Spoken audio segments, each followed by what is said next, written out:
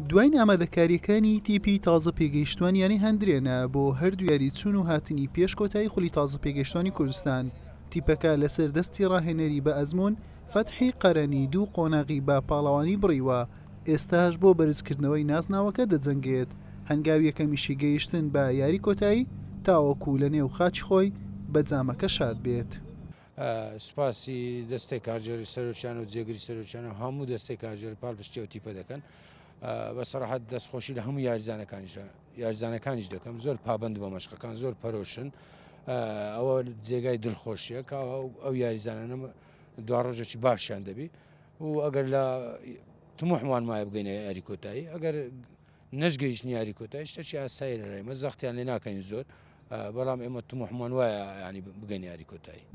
تیپی تازە پێگەیشتوان یانی هەندرێن لە قۆناغی یەکەم لەسەر ئاستی پارێزگای هەولێر بە کۆکردنەوەی 13 خاڵ و پلەی یەکەم گەیشتە قۆناغی دووەم، لەوێژ لەسەر ئاستی کوردستان لە کۆمەڵی یەکەم با کۆکردنەوەی 21 خاڵ بە پلەی یەکەم گەیشتە یاری پێشکۆتایی، ڕوبەڕووی پێشمەرگەی سلێمانی خاوەنی پلەی دووەمی کۆمەڵی دووەم دەبێتەوە.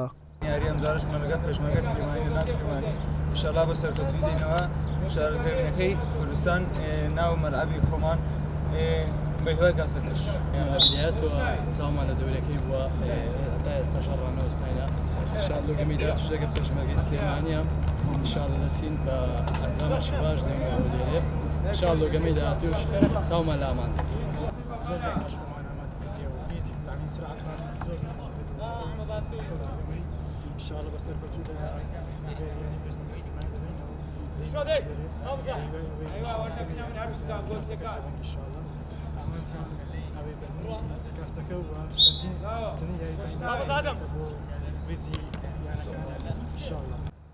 یاریەکانی خولەکانی تازە پێگەیشتوان و لاوان و پلەدوو بۆ ئەم وەرزە قۆناغی یەکەمی لەسەر ئاستی پارێزگاکان بوو، یەکێتی لقەکان بەڕێوەیان برد.